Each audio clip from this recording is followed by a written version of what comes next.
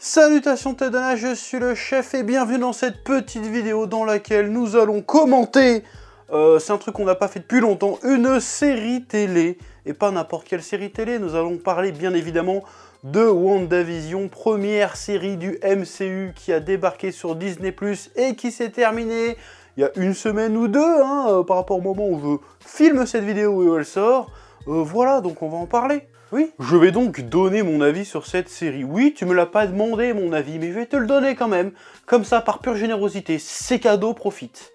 Voilà, je suis généreux. Bon, avant d'aller plus loin, je préfère poser les bases direct. Je vais très certainement spoiler comme un bâtard durant cette vidéo. Donc si tu n'as pas encore vu la série, fuis très loin. Sauf si tu n'as pas vu la série, mais si tu fais partie de cette race supérieure d'individus pour qui le spoil n'impacte en rien l'appréciation d'une œuvre, tu peux rester. Hein, là, c'est pour l'élite, là, que si tu fais partie de l'élite qui n'en a rien à foutre du spoil parce que ça te cache pas les œuvres, tu peux rester. Mais d'un autre côté, WandaVision repose beaucoup sur le mystère et le suspense. Donc si t'as pas ça au moment où tu regardes la série, tu risques un petit peu de te faire chier. On va en parler un peu plus loin.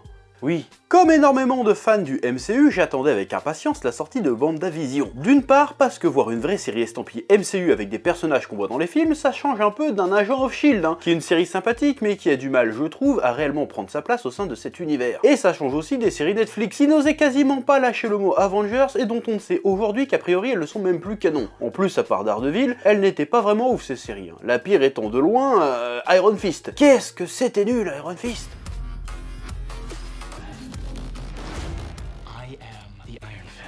Mais nul! Bref, on allait nous proposer un véritable prolongement du MCU. Et d'autre part, je trouvais hyper pertinent d'axer ces futures séries autour de personnages finalement assez peu exploités dans les films. C'est vrai, genre Wanda et Vision, avant Infinity War, on ne s'est quasiment jamais intéressé à eux, Ils étaient là, mais jamais vraiment au centre des enjeux. Et me sort pas Age of Ultron, Vision il apparaît genre 5 minutes et fait rien de bien folichon. Après on a eu 2 pauvres scènes dans Civil War pour mettre en place leur relation, mais c'est tout. Donc ouais, profiter d'une mini-série pour développer ces deux personnages, je suis chaud. En plus, tu l'ignores sans doute, mais fut un temps que j'étais un très gros lecteur des productions Marvel, je te parle là des comics.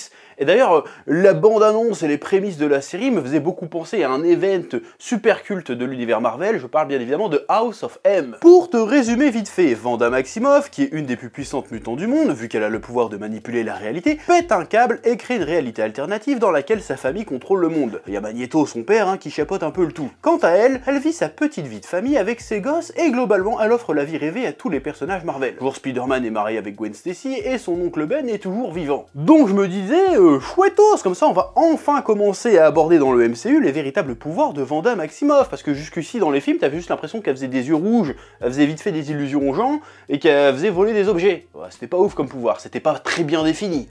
Oui. Bref, la série a fini par sortir, je l'ai vue de long en large et en travers, et du coup je vais te délivrer mon opinion sur cette série. Et ben pour la faire courte, j'ai bien aimé, mais ça m'a laissé un petit peu sur ma faim. Voilà, abonne-toi mets la cloche. Oui. J'ai aimé l'originalité du format, du délire. Vas-y, on explore différentes réalités imaginées par Wanda et on en profite pour se payer un hommage à l'histoire des séries TV, en revisitant différentes sitcoms qui ont marqué chacune à leur façon leur décennie. Joli clin d'œil, mais on pourrait aussi trouver ça un poil prétentieux, genre on a révolutionné le blockbuster game, maintenant Marvel va révolutionner le série TV game. Bon, pourquoi pas. Ce qui est sûr, c'est que la série a osé tenter des choses assez risquées. Même moi, les 2 premiers épisodes qui jouent à fond la carte de ma sorcière bien-aimée m'ont pas trop fait accrocher au délire, c'est pour dire que c'était risqué. Parce que je trouvais que c'était trop à fond. Dans le délire, dans le format, dans le sketch, dans l'écriture de l'épisode, en fait j'avais l'impression de regarder un sketch qui a duré trop longtemps. J'étais là genre c'est bon, j'ai compris la ref, est-ce qu'on peut avoir un peu d'intrigue maintenant? Et ça a mis du temps à arriver quand même. Ouais. Et les crédits de fin qui durent 7 ou 8 minutes à chaque épisode aussi, ça refroidit pas mal de monde je pense.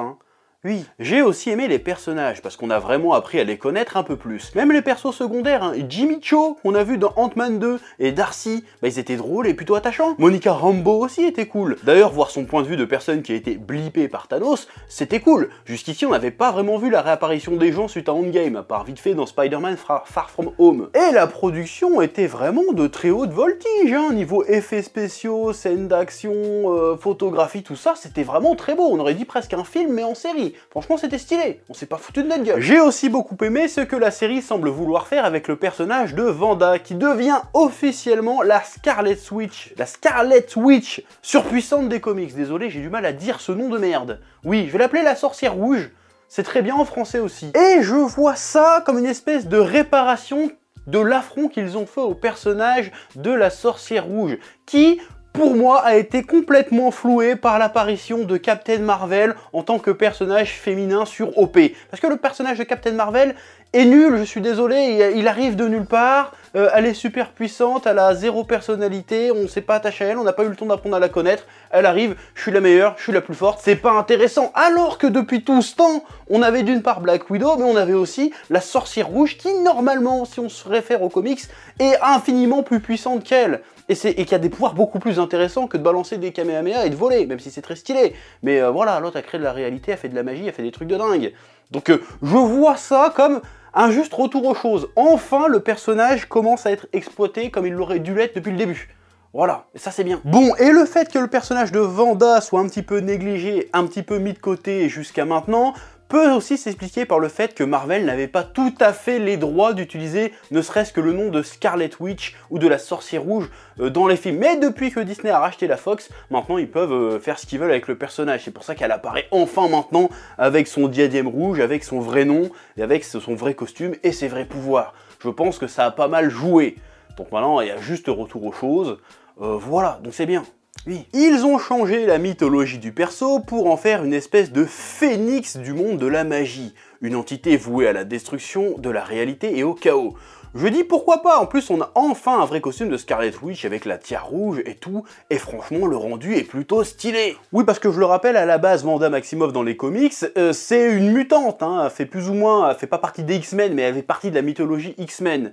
D'ailleurs, il y a un autre truc de la mythologie X-Men qui est le Phénix, que tu as déjà vu dans tous les films X-Men et dans le dernier film X-Men en date, qui est une entité du cosmos qui est vouée, qui trouve une incarnation, plus ou moins par génération, et qui essaye de détruire le monde. Bah, cette fois-ci, ils ont viré le côté Phénix et ils ont fait ça, que la sorcière rouge, en fait, bah, ça allait être le prochain Phénix, plus ou moins, dans le délire. C'est un truc équivalent, parce qu'en vrai, dans la mythologie même de Doctor Strange, la sorcière rouge n'existe pas spécialement, pour ce que j'en sais des comics, encore une fois. Oui. Bref, je n'ai pas passé un mauvais moment devant la série, mais j'ai envie de te dire qu'elle m'a laissé un peu sur ma faim, elle m'a pas soufflé non plus, en fait. Et principalement parce que je trouve que l'intrigue est pas ouf, en fait. Comme je le disais en début de vidéo, l'intrigue de la série, l'intérêt de la série repose beaucoup sur le suspense, sur le mystère, sur les questions qu'on va se poser en tant que spectateur. Genre, comment ça se fait que Fillon est vivant? Comment ça se fait qu'ils sont enfermés dans des sitcoms? Qui les a enfermés là? Pourquoi? Toutes ces questions qu'on se pose. Et à bien y regarder, on a les réponses à tout ça dans l'épisode 3 ou 4, si je dis pas de bêtises. On sait que c'est Wanda qui a créé cette réalité parce qu'elle a refusé de faire le deuil de Vision, si tu veux. Donc à partir de là, en fait, la série ne fait que broder autour, en fait. Parce qu'on a déjà les révélations. Tu vois ce que je veux dire ou pas? Et en plus, si tu connais un peu l'univers des comics, cette révélation n'en est pas une, parce qu'à l'épisode 1, t'as déjà compris ce qui se passait, en fait. Du coup, je comprends pas le délire. Du coup, ils ont vraiment, à partir de l'épisode 3 ou 4, où les trucs sont réglés, où t'as très bien compris que elle a pas fait le deuil de Vision, du coup, elle s'est créée de sa réalité à elle, un peu angélique, un peu idéale, bah à partir de là, tous les autres épisodes ne sont là que pour gonfler artificiellement l'intrigue. Du coup, quel intérêt, en fait? Parce qu'on est bien d'accord que le mystère principal a déjà été révélé en fait. L'apparition de Pietro, joué par l'acteur des films X-Men par exemple, ça n'a servi strictement à rien dans l'histoire. Ça n'a rien raconté de spécial. C'était juste pour ajouter un mystère supplémentaire, vu que le principal mystère était déjà éventé. Rien que le choix d'Evan Peters pour jouer le rôle, c'est clairement un choix purement putaclic. Ils auraient pu en profiter pour introduire le multiverse, une connerie du genre, mais non, c'était juste un random. C'était une non-révélation. Et à partir de ce moment, la série n'a fait que nous balancer une succession de pistes mystérieuses, de fausses pistes, qui n'ont strictement servi à rien dans l'histoire, à part rallonger la sauce, rallonger la durée des épisodes en fait. Regarde les personnages secondaires, ils n'ont aucun rôle à jouer dans la résolution de l'intrigue. Monica Rambeau, qui fait juste des allers-retours dans le X, a pas récupéré des pouvoirs, elle n'a rien fait. Darcy n'a apporté aucune solution à rien, elle a juste fait de l'exposition. La preuve, son plus gros fait d'armes dans la série, c'est d'avoir expliqué la vérité à Vision. Et Agatha Harkness, franchement, a pas révélé la nature des pouvoirs de Wanda. elle a servi à quoi? En fait, je n'ai même pas bien saisi en quoi elle est présentée comme étant la méchante de l'histoire. Ce n'est pas elle qui enferme les gens dans une illusion contre leur gré. La méchante dans l'histoire, c'est Wanda. Ok, a priori, Wanda ne l'a pas fait exprès, mais quand même. Genre, à la fin, pourquoi Wanda enferme Agatha Harkness dans une illusion? J'ai pas compris, en fait. Elle l'a punie aussi sévèrement, pourquoi? Parce qu'elle lui a montré que vivre dans le passé, vivre dans le déni, dans ce monde imaginaire n'était pas la solution à ses problèmes? C'est ça sa récompense? Finalement, elle l'a plus aidé qu'autre chose. Elle lui a pas fait du mal. Donc je ne comprends pas pourquoi à la fin de la série, Wanda l'a punie aussi sévèrement d'avoir fait quelque chose. Alors que concrètement, elle lui a rien fait.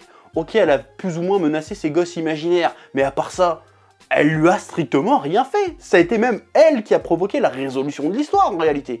Donc je comprends pas. Ça aurait été 10 fois plus logique qu'Agatha Harkness devienne son sensei. Ce qui est d'ailleurs le cas dans les comics, si je dis pas de conneries.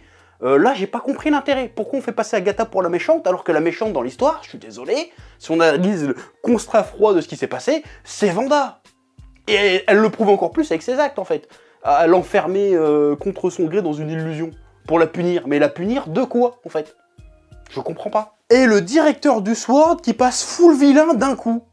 Pourquoi? Comment? J'ai pas compris. Il y en a qui vont me dire que c'est pour camoufler le fait qu'il ait violé les accords de Sokovie en réparant Vision, mais cette explication ne tient pas. C'est lui au début qui ment en disant que Wanda a volé le cadavre de Vision, et c'est lui qui décide d'envoyer Vision blanc dans le Hex pour rouster Wanda. S'il voulait vraiment garder ça secret, suffisait qu'il ferme sa gueule et attendre que les choses se fassent en fait. Le gars est juste là pour mettre des bâtons dans les roues de Jimmy, Darcy et Monica, qui de toute façon n'accomplissent rien. Ça servait à rien ce personnage. Il est juste là pour allonger la sauce, pour faire une fausse piste, tiens c'est peut-être lui le grand méchant.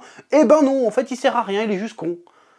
C'est nul. Autre chose que je trouve dommage, c'est qu'on rallonge la sauce pour au final ne même pas nous offrir une conclusion digne de ce nom. Et encore pire, quasi aucun épilogue. Wanda arrête son illusion, et c'est tout.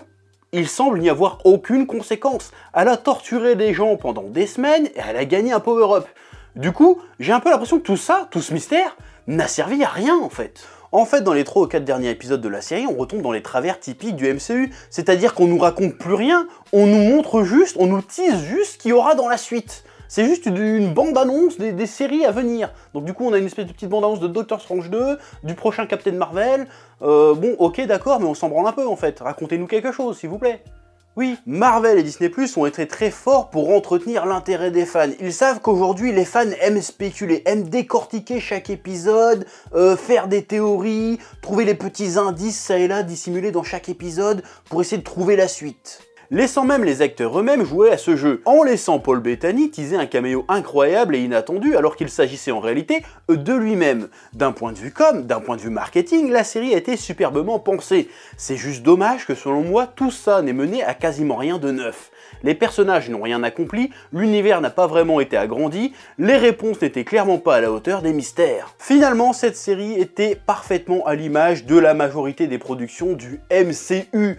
Hors film Avenger et quelques exceptions, genre les Gardiens de la Galaxie. C'est-à-dire que c'était cool, divertissant, mais sans plus, un petit peu générique, un petit peu déjà vu, assez rapidement oubliable finalement. Voilà, et c'est dommage parce que ça commençait de manière audacieuse, mais ça finit clairement en eau de boudin pour moi. C'est dommage, maintenant on va voir ce que ça va donner Falcon et le Winter Soldier. Peut-être qu'on va partir sur un autre délire, il y a un petit délire buddy movie qui a l'air sympathique. D'ailleurs il y a plein de gens qui font « Oh ça fait penser à Hobbs & Shaw ». Mais bande de merde, vous avez vraiment aucune culture. T'as jamais entendu parler de Tango et Cash, L'Arme Fatale, des buddy movies à l'ancienne bordel. Mais un buddy movie de super-héros, ça va être exceptionnel, ça va être génial, j'espère en tout cas. Voilà, sur ce je te dis à bientôt et que la passion te guide. Oui. Eh oh, tu vas pas te barrer comme ça, hein? Tu vas laisser un pouce bleu, un petit pouce bleu, hein? Puis tu regardes aussi les autres vidéos, parce que voilà, tu t'abonnes. Ouais?